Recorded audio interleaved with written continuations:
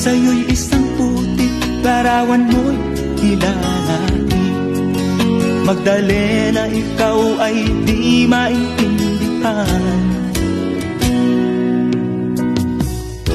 Ika'y isang kapuspalad, bigo ka pa sa pag-ibig.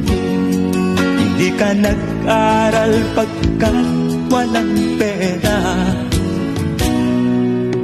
kaya ika'y namasukan kung sa mapinidapat pa.